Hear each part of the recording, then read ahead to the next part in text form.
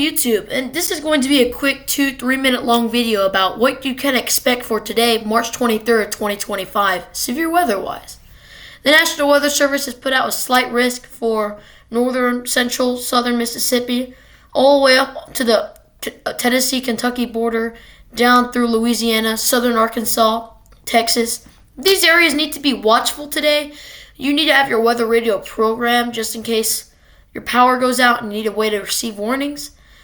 This isn't a too severe weather threat. However, it is there, and I am going to talk about it. And this is one of those things where it really depends what the storms kind of want to do. So first, we're going to take a look at what's going on right now because I want to make sure people are informed about that. For that, we are going to use some weather data. And we're going to use the satellite and the radar. And I just want to kind of go over this. So what's our satellite right now? Well, this is a pretty good satellite for severe weather. You got a nice big area of low pressure up here. That's just rotating. It's just a rotating area that has a deeper pressure in the center. And you usually get these along the jet stream. So your jet stream is pretty much like this. You can actually even see it right here. But I'm going to talk about the fire risk for today, but there's also this big ridge of warm air that's coming out of the Gulf, and that's kind of going to fuel these thunderstorms that are going to initiate on these boundaries. So if I view localized sectors, kind of take a look at Arkansas. Right now in Arkansas, you got some thunderstorms, just weak thunderstorms, and you got a lot of cute. You see these little gravity waves here. You'll kind of get some stronger wind gusts on these, and then on these boundaries right here, and even on these confluence band things, you could get some storms to develop, and we'll talk about that. But for now, we are going to look at the radar. This is just by the way, this is next lap, so we're going to look at the next red radar. Just look at the mosaic radar. And you can sort of see where the storms are right now. You got some here in Kentucky. You got a big wave of rain up here. Not really too crazy. A little boundary threading through here. Another one back in here. Another one here. And then just confluence bandings. Clear, moistening air. Let's look at the mesoscale analysis just so I can kind of show you where things are setting up. So if I look at the mesoscale analysis, you can kind of take a look at this. Let's take a look right there. Alright, okay, so here's your radar. Like I said, that boundary, these storms. Your supercell composite, let's see. Those values are kind of building in through here. Not really much in the clear warm sector, but there is values that are starting to bloom where these boundaries are about to interact with. Cape, like I said, not incredibly high, 1,500 joules per kilogram. Right here, mid-Oklahoma, and that's going to kind of track through this area. Definitely a warm sector here starting to develop. Let's take our downdraft Cape. You got some of the values here, 1,100 blooming. So just a general warm sector right in through here. Cape normalized right in here as well. Like I said, southern Oklahoma, Texas area. This is the live mesoscale. So significant tornado parameter. All right. I guess your best shear to energy profile is going to be right in through here right now. And I'll kind of move across the area. Let's look at the surface. Let's look at the pressure and wind here. Got a lot of the wind going straight out of the south. Definite rise in wind over here, and then just kind of a shifting along this boundary right through here. You can see you have wind coming pretty much out of the due north, and then coming out of like just a weird boundary right in through here. And as that gets into this due southerly wind, we're going to get some initiation along that. If we look at our bulk shear, definitely your values are very high near Oklahoma and Arkansas, especially in this little circle. You're getting 50 bulk shear values. And we'll see how that goes throughout the day. Heavy rain, your precipitable water. All right, that's more in through here. So like I said, bigger warm sector blowing up. In observations, surface observations, And let's just kind of look at what we're dealing with here. So overall, not an incredible setup. 63 over 54, 63 over 63, 66 over 57. But your dew points, if I kind of draw here, I want to draw. Let's look at, I want to draw.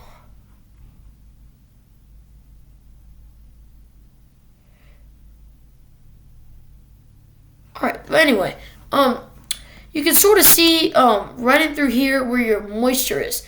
So you're dealing with your severe weather threat in Oklahoma is 0. Your dew points are too low, 39, 45, 36. You get here and your dew points suddenly bump up to 61. So you see this boundary. It goes from, it's kind of right in through here is where your boundary is at. This is where your warm sector of higher dew points is. It just updated.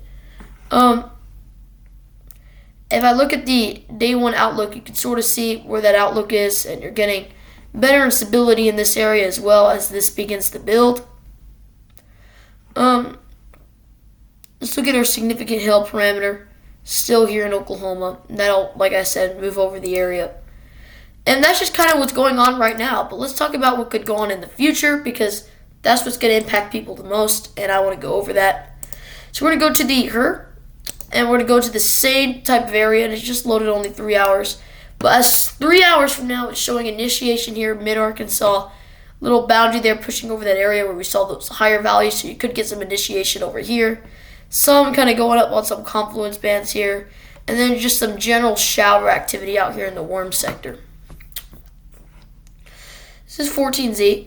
And if I go past 13Z, literally the exact same thing, except then it shows those storms maturing here in Arkansas, starting to see these little kinky shapes with them, so you could get some areas of rotation with that, but that quickly goes clustered and linear and stuff.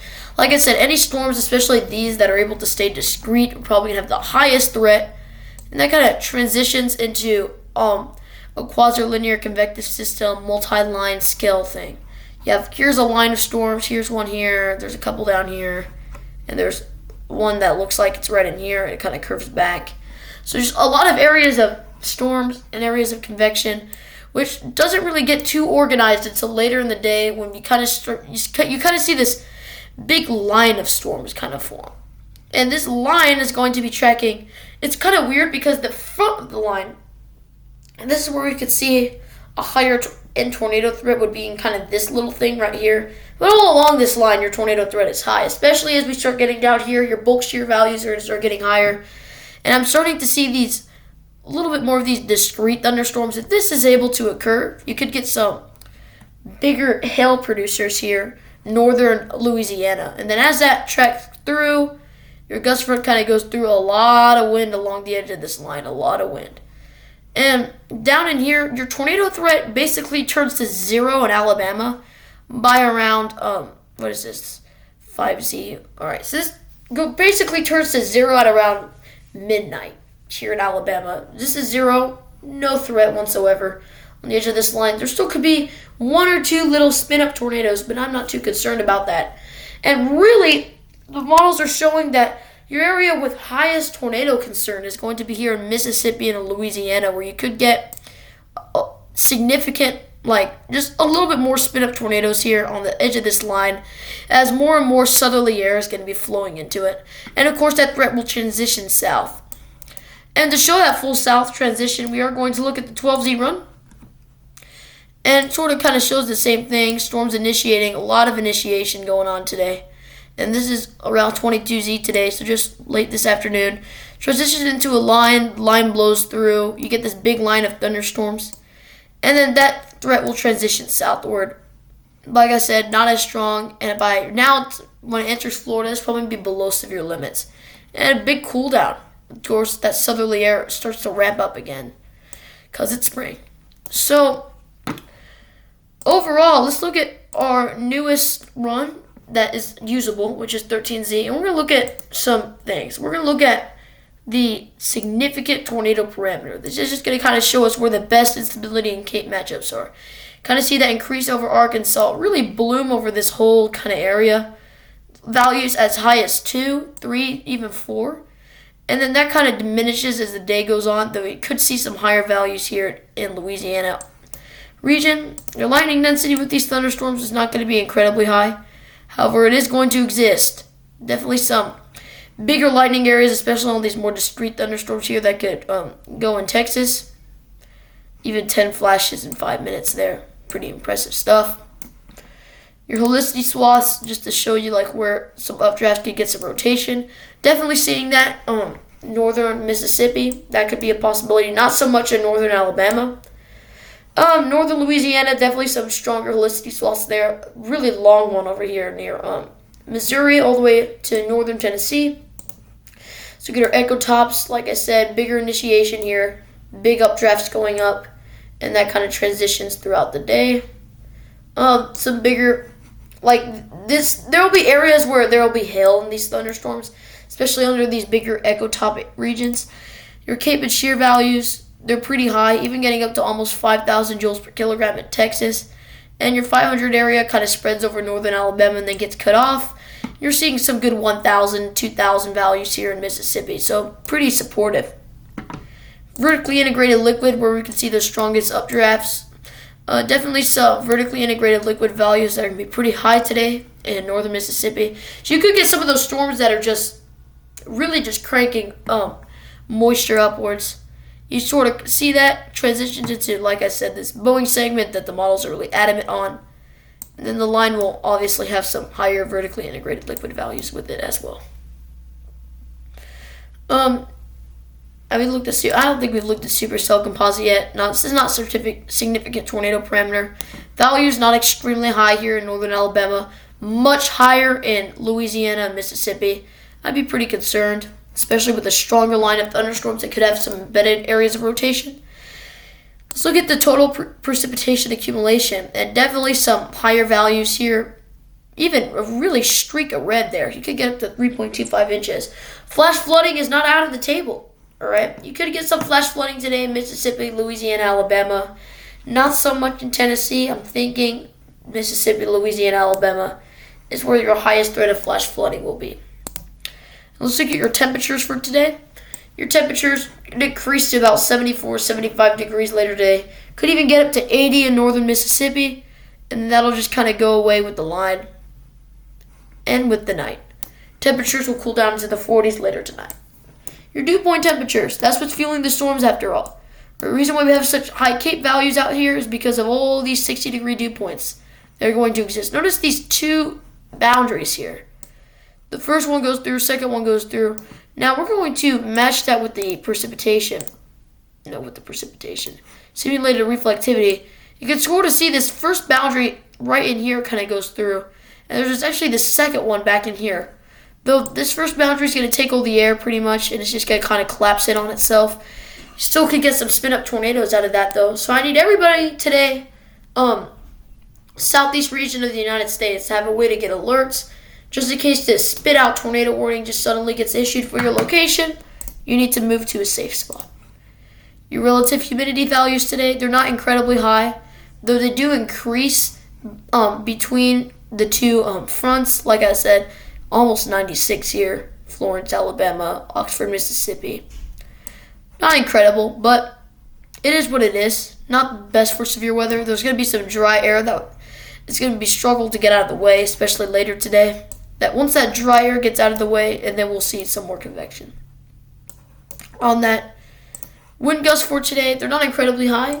Could get some stronger winds, 20s, 30 mile an hour in Tennessee.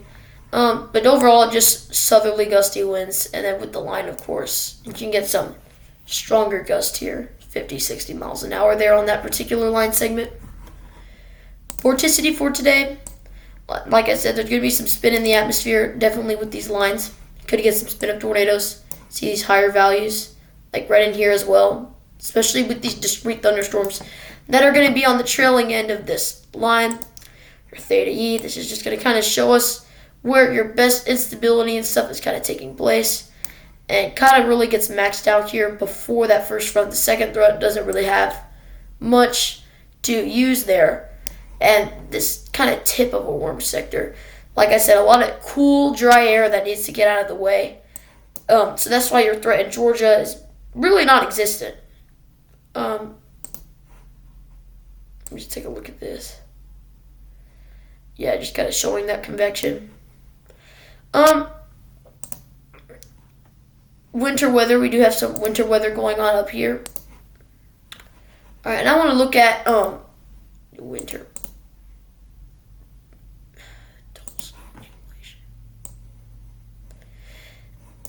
Hold on, we're not able to look at it. It's up in here. Yeah. So overall, if you live in northern Wisconsin, northern Michigan, you could get some snow out of this storm. So areas 8, 9, 10 inches here. I think northern Wisconsin is going to be in the bullseye, and obviously Canada is going to get some snow out of this. But this is just kind of the snow side of things. You can take a look at this map, find where you live, whatever county it is, and you can kind of tell how much snow you're going to get today. And before I finish off this video, I'm going to wrap things up with a kind of, I'm going to choose from the herd. Hold on, I want to do, it's so glitchy right now. I want to do a big look into the future. Like what is possible in the big future. So we're going to use the GFS for that. We're going to use the continuous US. Just kind of get this storm system to move through. A lot of rain, a lot of thunder on this line. So got to watch out. And then after that, you kind of get this northerly wind a little bit, which quickly transitions to southerly wind and really gets ramped up as this area of showers kind of moves through. I'm going to take a sounding here just to kind of see if these showers have any potential with all this southerly wind to take advantage of the environment. Not really. I mean, it's not an incredibly impressive sounding at all, really. So just some rain, okay, this next week. That's going to be possible. And then some lines of thunderstorms as April kind of gets into itself. This super weird looking, almost tropical system. It shows this could be a tropical system. Now, I don't think this is going to happen. It kind of looks like it has a front on it, so it won't be tropical, but it looks a little interesting. It's very far out, though, so it might not even happen. And then the GFS just kind of hinting towards an active weather pattern ahead. So we get the European version of this. It's giving me 6Z. I don't want 6Z. I'm going to go to 0Z so I can go many hours out. Kind of shows the same thing. Our thunderstorms, really strong there in northern Louisiana. And then just kind of this system kind of to go through 180 hours out. Big snow head on it. And then after that, we're going to get some systems to kind of develop. So just a very severe and active weather pattern that's going to happen. I wouldn't be too concerned about it. It's just April. We're getting into tornado season. Like, subscribe. I don't think you can comment. I don't really know how to turn those on. But I'm going to try my best. I'll see everybody probably today. If I have to go live, I will. And let's hope for the best for everybody who will be impacted by the severe weather today. It won't be too crazy, but I want to make sure that everybody's on their A game and that they have a way to receive warnings.